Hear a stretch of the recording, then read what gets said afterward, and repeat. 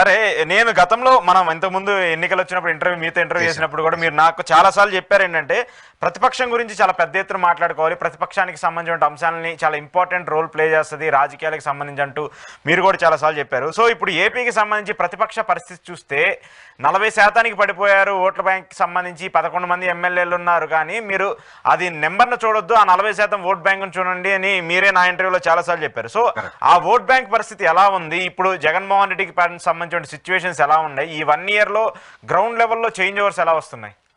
నేను ఎప్పుడు అండి, మీరు లాస్ట్ టైం అప్పుడు మన అంత హైప్ ఉండి రాష్ట్రం అంతా డిస్కస్ చేసి కూటమి అంత హార్డ్ కోర్ ఫాలోయర్స్ గా మన వ్యక్తిగా పార్టీ ఇది సంస్థకి కన్వర్ట్ అయినప్పుడు కూడా నేను ఆ ప్రశ్న ఎప్పుడు డినై చేయలేదు. 40% ఓట్ బ్యాంకింగ్ ని మీరు ఎప్పుడు మర్చిపోకూడదు. 40% ఓట్ బ్యాంక్ అని చాలా స్ట్రాంగ్. 11 మందిని చూసుకోకూడదు. నెంబర్ ఎప్పుడు పర్సెంటేజ్ ఆఫ్ 1.5 2% అటు ఇటు చాలా నెంబర్స్ మారిపోతుంటాయి. Still I'm standing on the same oats. నేను ఏదైతే డిస్కస్ చేసిన అప్పటికి ఎప్పటికీ అదే చెప్తున్నాను. 40% ఓట్ బ్యాంకింగ్ చాలా చాలా స్ట్రెంత్. 3 పార్టీలు కలిస్తే దాదాపు ఒక 60%, ఒక పార్టీకి 40% అన్నప్పుడు మీరు ఇండివిజువల్ గా పార్టీ అన్నప్పుడు మోర్ స్ట్రెంత్ అంటే కలిపినా కానీ తను డిఫెండ్ చేసుకోగలంటే ఇది మోర్ పవర్ఫుల్ అని. 11 సీట్స్ అనేది చాలా చాలా దాని ఫ్యాక్టర్స్ మీద ఆధారపడి ఉంటుంది. స్టిల్ దాన్నే అడ్రస్ గా చేసుకొని మొత్తం 178 మనం డీటెయిల్ గా ఎన్ని లక్షల శాంపుల్స్ చేస్తున్నప్పుడు సో ఒక క్వశ్చన్ ఇంక్లూడ్ చేసింది ఏంటంటే జగన్మోహన్ రెడ్డి గారు అసెంబ్లీకి వెళ్ళాలా వద్దా అన్న ప్రశ్న. సరే, దీన్ని మేబీ ఇంట్రెస్టింగ్ ఫ్యాక్టర్ ఉంటుందని. ఇర్రెస్పెక్ట్ ఆఫ్ అంటే టీడీపీ కావచ్చు, వైసీపీ కావచ్చు, more than 66% people hardly saying that, strongly saying that have to go to the assembly. ఖచ్చితంగా అసెంబ్లీకి వెళ్ళాలని. దీంట్లో మిక్స్డ్ ఎమోషన్ ఉండొచ్చు. ఒకరికి వెళ్తే అతన్ని తిట్టేదో లేకపోతే కమెంట్ చేసేది చూడాలని ఉండొచ్చు. ఒకరికి అరే డిఫెండింగ్ లేకపోతే అఫెండింగ్ ఉన్న డిస్కషన్ డిబేట్ లేకుండా ఉంటే ఒక బిల్ పాస్ చేసేటప్పుడు అది బెటర్మెంట్ ఎలా అవుద్ది అనేది కావచ్చు. ఒకరు అపోజిషన్ అనేది ఉండాలి. అపోజిషన్ లేకపోతే అది అసెంబ్లీ ఎందుకు అవుద్ది? ఒక డిబేట్ అన్నప్పుడు నేను ఒక్కనే మాట్లాడుకుంటే అది డిబేట్ ఎందుకు అవుద్ది? మీరు ఒక్కనే మాట్లాడితే డిబేట్ అవ్వదు కదా. Debate is have to two questioning answers ఉండాలి కదా. సో ఏ రీజన్ మీద అన్నారు పక్కన పెడితే ఎక్కువ మంది 66% అంటే మోర్ దాన్ ఫస్ట్ క్లాస్ మార్కులతో ఖచ్చితంగా వెళ్ళాలి అని నేను ఇది చాలా ఇంటర్వ్యూలో చెప్పాను. మోస్ట్లీ మేబీ అందరికి చేరుంటది.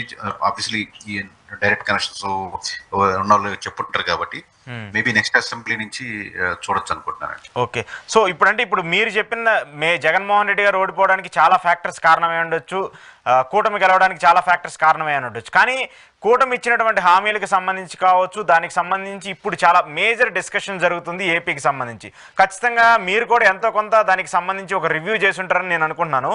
దానికి సంబంధించి ప్రజల రెస్పాన్స్ ఏమన్నా మూడ్ చేంజ్ అవుతుందా? గత ప్రభుత్వానికి ఈ ప్రభుత్వానికి పోల్చేమన్నా చూసుకుంటున్నారా? అంటే ఓవరాల్ గా ఒక్కొక్క అలా మనం డిబేట్ లో మాట్లాడుకుంటూ విలేజ్ లో ఓవరాల్ కాకపోయినా పార్టీ వ్యక్తులు పక్కన పెడితే సార్ ఒక్కొక్క పథకానికి ఒక్కొక్క ఎమోషన్ ఉంటుంది సార్. అంటే వెయిటేజ్ అంటాం మేము, ఇక్కడ ప్రొఫైలింగ్ అంటాం వ్యక్తులు పట్టినగైతే. అంటే ఇప్పుడు బస్సు ఫ్రీ స్కీమ్ ఉందనుకోండి, అది ప్రజలు కోరుకుని మాకు బస్సు ఫ్రీ కావాలని కోరుకున్న స్కీమ్ కాదు. యాడెడ్ అడ్వాంటేజ్ గా ఉంటుంది.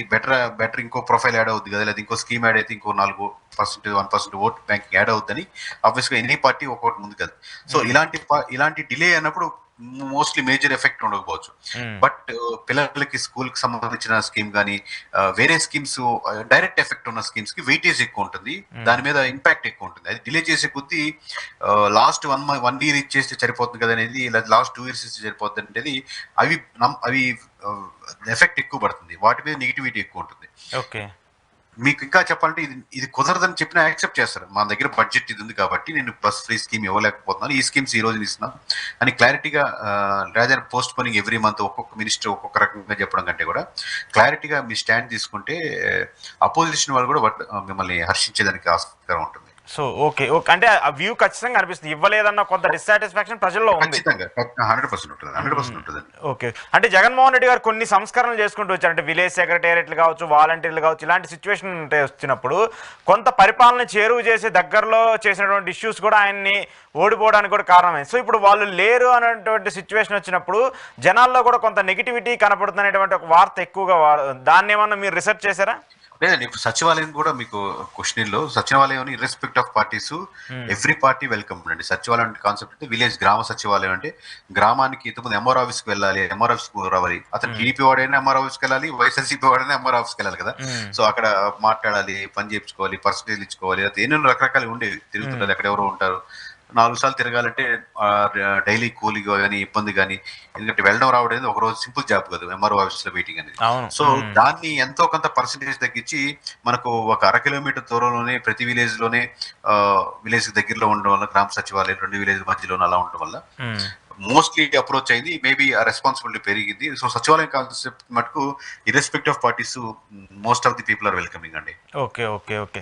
సరే, కంక్లూడ్ చేస్తూ నాకు ఒక చిన్న డౌట్ ఏంటంటే, ఇప్పుడు చాలా మంది మనం చూస్తూ ఉన్నాం, మన ఏపీ రాజకీయాలకు సంబంధించి చూసుకున్న తెలంగాణ పక్కన పెడితే ఏపీ రాజకీయాలన్నీ కూడా తమిళనాడు సౌత్తో కంపేర్ చేస్తూ ఉంటారు. ఎందుకంటే ఖచ్చితంగా ఒక 5 ఏళ్ళకి ఒకసారి ప్రభుత్వం మారిపోద్ది కంపల్సరీ, ఇలాంటి సిచ్యువేషన్స్ ఉన్నా అనేది కూడా ఒక జరుగుతూ ఉంటుంది.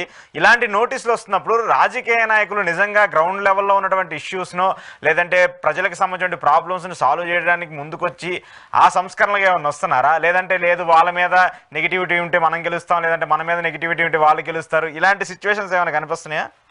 అంటే దాని నుంచి అంటే నేను మేబీ ఒక 8-9 ఇయర్స్ ఆఫ్ ఎక్స్పీరియన్స్ మేబీ, అంటే చాలా సీనియర్ జర్నలిస్ట్ మీరు ఎప్పటి నుంచో చూస్తుంటారు. బట్ నేను నా లిమిటెడ్ నాలెడ్జ్ లో చెప్పాలంటే అండి, ఆ కరువు పీరియడ్ దాటేశారండి చాలా మంది ఎమ్మెల్యేస్. అంటే లాస్ట్ లో డబ్బులు పంచితే గెలిచేస్తామనో, లాస్ట్ లో పార్టీ, ఎందుకంటే ఎక్స్ట్రీమ్స్ చూశారు. గడిచిన 2 ఎలక్షన్స్ లో వైఎస్ఆర్సీపీ గెలిచినప్పుడు ఎక్స్ట్రీమ్ చూశారు, జనసేన గెలిచినప్పుడు ఎక్స్ట్రీమ్ చూశారు, కూటమి గెలిచినప్పుడు ఎక్స్ట్రీమ్ చూశారు. సో ఈ 2 ఎక్స్ట్రీమ్స్ చూసినప్పుడు జరిగిపోద్ది, అవకాశం ఉంటుంది, గెలిచేయచ్చులే అన్న ధీమా నుంచి కూడా ఎవ్రీ డే ఎవ్రీ ఇయర్ అనేది ఇంపార్టెంట్ అనేది తీసుకున్నారు. బట్ దీన్ని ప్రాక్టికల్ ఇంప్లిమెంటేషన్ చాలా హ్యూజ్ గ్యాప్ కనపడుతుంది. Okay, okay, okay. నేను మీ సర్వే వచ్చినప్పుడు కూడా నన్ను చాలా మంది అడిగేతూ వచ్చారు, ఏంటి కేకే గారు ఈ సర్వే ఇచ్చారు, 1 ఇయర్ సర్వే ఏంటి, ఇంత ఎర్లీగా మనం ప్రిడిక్ట్ చేయొచ్చా, దీనికి సంబంధించి నిజంగా అంత వ్యాలిడిటీ ఉంటుందని చాలా మంది పొలిటికల్ లీడర్స్ కూడా వాళ్ళని అడిగారు. నేను కూడా చాలా మంది డౌట్స్ రైజ్ చేస్తున్నాను.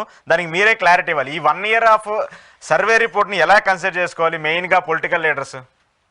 అంటే మీ ఇష్టం సార్, అది వ్యక్తిగత. నేను మీ ముందు వెయిట్ మిషన్ పెడుతున్నాను సార్. మీరు 6 నెలలకు ఒకసారి చెక్ చేసుకొని, సంవత్సరానికి ఒకసారి చేసుకొని, మామూలుగా ఇంత వెయిట్ పెరిగిపోయింది మీరు అనుకుంటారా, ప్రతి ఎవ్రీడే చెక్ చేసుకొని అప్డేట్ చేసుకుంటారు, మీ ఇష్టం అది. మనం ఏంటి ఈ పారావీల్ అనే కాన్సెప్ట్ నేషనల్ వైడ్ గా పెళ్ళేది, ప్రతి ఆల్టర్నేటివ్ మంత్ లో, ప్రతి 3 months ప్రతి స్టేట్ లో ఒక రిపోర్ట్ ఆన్లైన్ లో రిలీజ్ చేయడం జరుగుతుంది. మేబీ ఇక్కడ నేను తెలుగు వాడిని కాబట్టి ఎక్కువ ఇంటర్వ్యూస్ కానీ అప్రోచ్ కదా. ఈ మోడల్ ఫస్ట్ టైం ఇండియాలోనే లేదనమాట ఈ model concept. So weight check చేసుకునే మోడల్ సో ఫస్ట్ టైం తీసుకొస్తున్నాం కాబట్టి అది వాళ్ళ ఇష్టం. మనమే తీసుకోవాలి ఎవరు ఫోర్స్ చేయట్లేదు, ఇదేం కాదు కదా. సో 100% యాక్యురస్ డేటా ఉంటుంది. యాక్యురేట్ నేను చెప్పేది కదా సార్, మామూలుగా మీరు దాన్ని స్టడీ చేయడానికి మినిమం 1 day స్టడీ చేయడానికే పడుతుంది కనీసం. ఓకే, ప్లస్లు మైనస్లు అన్ని పాయింట్స్ ఇంక్లూడ్ చేస్తారు అన్ని రకాలుగా. ఇండియాలోనే ఈ మోడల్ అయితే నాకు తెలిసి లేదు. ఇప్పుడు మా జోనల్ హెడ్స్ ఉన్నారు, వాళ్ళు 5 to 10 years experience from major IIT branches నుంచి వచ్చిన వాళ్ళు ఉన్నారు. సరే, వాళ్ళు చెప్పిన సినారీ అని కలిపి చెప్తుంది, ఎందుకంటే వాళ్ళు కూడా రకరకాల సంస్థల్లో రకరకాల రిపోర్ట్స్ చూస్తున్నారు. నేను కలిపి చెప్తున్నాను. ఓకే, సో కంపల్సరీ ఆ ఇంపాక్ట్ అయితే ఉంటుందంటారు. అంటే వాడుకుంటారా లేదనేది ఇంపాక్ట్ అనేది వాళ్ళ ఇష్టం. మనకైతే యాక్యురేట్ చెప్తుంది, వెయిట్ పెరుగుతుంది తగ్గుతుంది